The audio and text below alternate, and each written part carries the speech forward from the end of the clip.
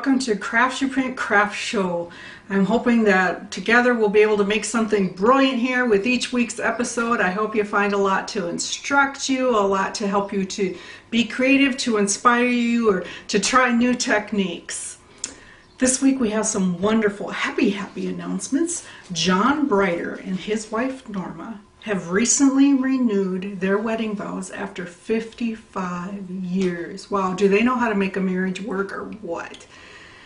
John Brighter is a very active member of our forum, and he is just a sweetheart of a man. So Norma, we can see why you got a catch, and John, we're sure Norma is the same thing for you. So congratulations to both of you. Yay! Then we have a card maker, Marian Ennifer, who has recently become a grandmother for the first time. How exciting is that? We will allow you a little time off from crafting to care for the little one, but you know, you do have to get back to it eventually, otherwise you'll be missed, sorely missed on CraftsUPrint.com. So congratulations, Marian. One other announcement. Have you ever heard the expression, you got what you deserved? Well, I'm going to tell Heather how's that right now. Heather, you got it. You got exactly what you deserved. Because why? Because Hetty won the CraftsUPrint crazy 5-minute game again. This is the second time she's won it. She's won like 100 pounds. Don't we all wish we were Hetty? So Crafty Bob, in his generosity, gave Hetty exactly what she deserved.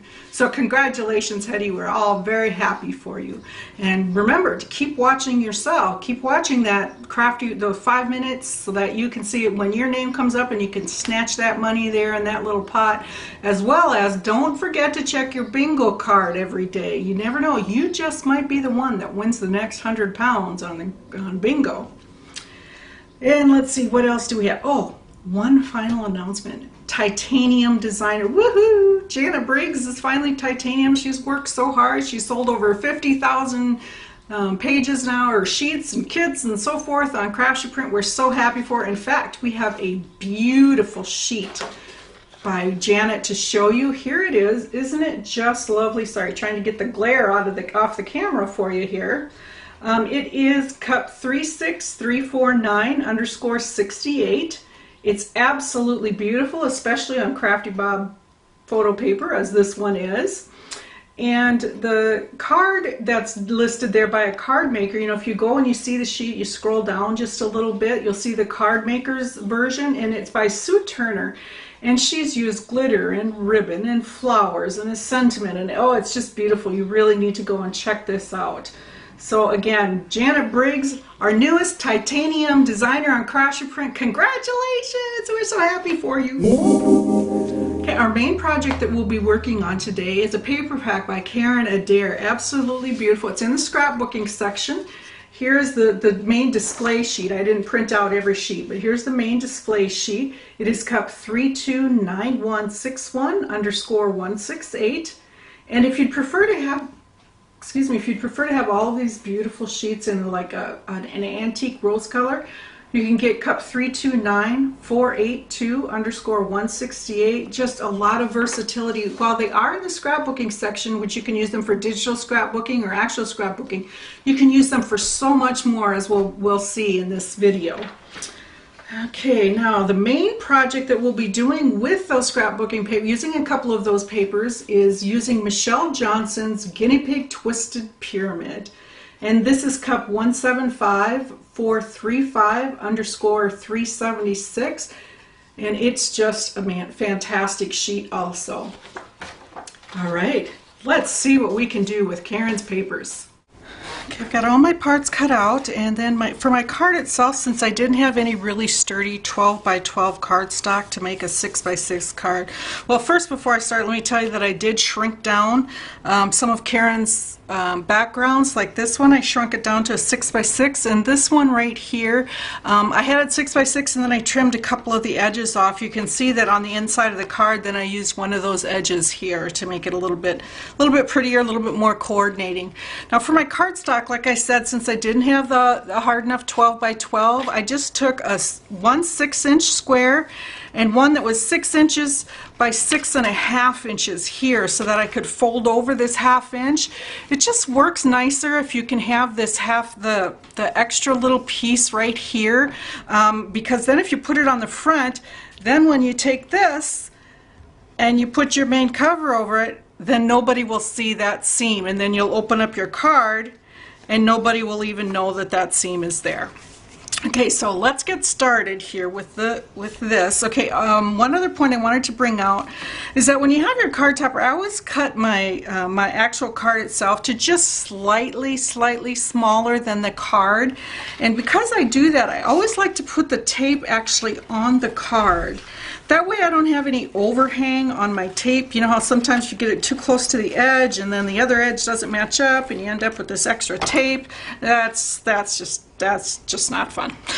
I'm just not gonna do that. So let's just put this on here. I ran the tape on the card itself, and then I can position the position the topper here so that we can put it on without any. Oh, by the way, one more thing I wanted to say on this beautiful card. I've used Crafty Bob paper. I'm so excited. I finally got mine in the mail.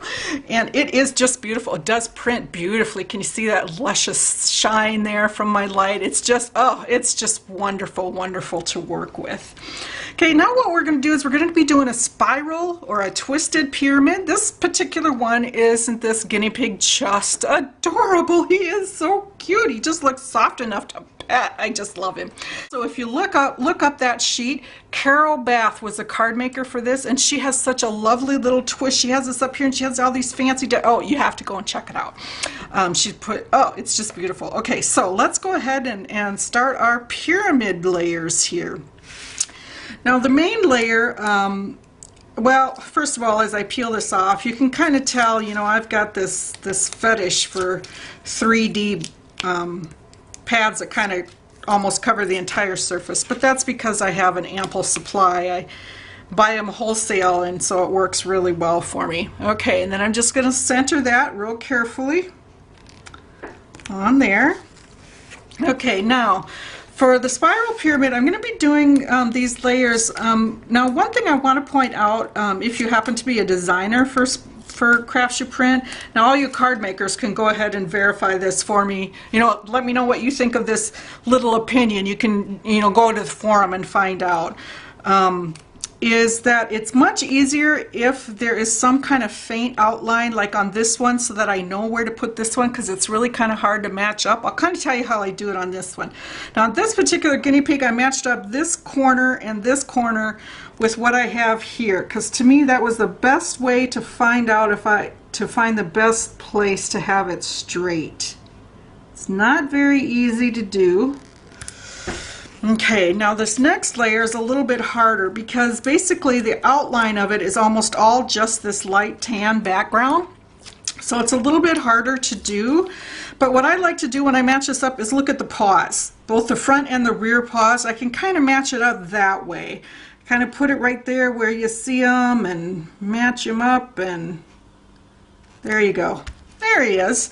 Okay, now the third layer is I'm going to be able to match it up via the ear here. That's the easiest one to do. I like the ear, and then this is just the bottom faint layer of the paw, so that can kind of help me for placement there too. Put that up. Excuse me if I'm in the way of the camera there. There's that. And then this final little one, just kind of that perky little nose he's got there. We'll put that little nose on there. And on this one, you kind of to a certain degree have to guesstimate, but I kind of try and look at the marks of the fur on here and match it up like that. Let's see here. Let's do it about like, oops, see, that's not right because it's not twisted far enough. Uh-oh. I think I just ruined it. Michelle, please forgive me. Ooh, I think I can cover it up though. Well, I'll have to go in there with some marker or something and kind of spruce up that little spot right there. But anyway, there you have it. There you have it. So here you have a finished card. Now I have made one already, and this one I've put some peel-offs on.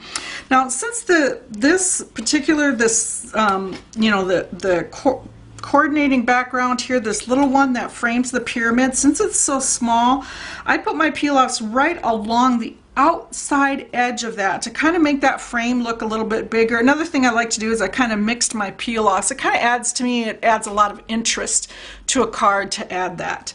So thank you, Michelle and Karen. We cannot say enough good about your beautiful background paper pack. And remember all you cupcakes, that's in the scrapbook section. Don't forget to look in the scrapbook section. There's tons of beautiful embellishments in there. And yes, it is for those of us who do digital scrapbooking, but you can use it for so much. And here is our final project. Isn't he lovely? Now see that flower I used to cover up that little mistake? Let that be a lesson to you. Don't ever just trash a card because it looks like it has a mistake. Sometimes I've even put it aside for a day or two because the ideas just don't gel. I'm so frustrated with making the mistake. So just take some time, find something, and you'll get a beautiful card like this. Thank you to both Karen and Michelle for such winning designs.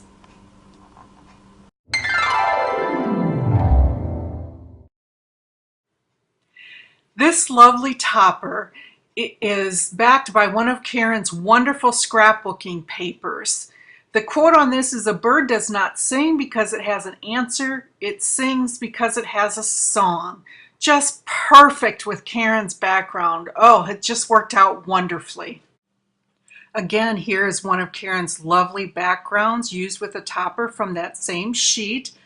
This quote is, "It is not what you give your friend, but what you are willing to give him that determines the quality of friendship." And this background paper of Karen's, oh, it matches to a T. And again, here's another card. From my same topper sheet, I used only the quote from the topper. The rest of it is a rubber stamp that I used, along with two of Karen's beautiful backgrounds. Worked out absolutely wonderfully well for this particular card. Karen's lovely background on this card worked so beautifully. Look at all those swirls in that background. Also used for the stamped and glittered sentiment. It just looked wonderfully. Feel free to stamp on any of Karen's backgrounds. It's absolutely a great idea. A unique idea for scrapbooking papers is to recolor them, as I did with this, with Karen's permission, I might add, and fold them into beautiful origami creations. These two boxes turned out better than I could possibly have imagined. And thank you, Karen, for this wonderful background. I recolored it to teal and purple, added a little flower in the center of the origami box. Wonderful. The top and the bottom each took 8 sheets, but what a beautiful, gorgeous result. And of course, an actual scrapbook page with Karen's scrapbooking papers. What a unique idea.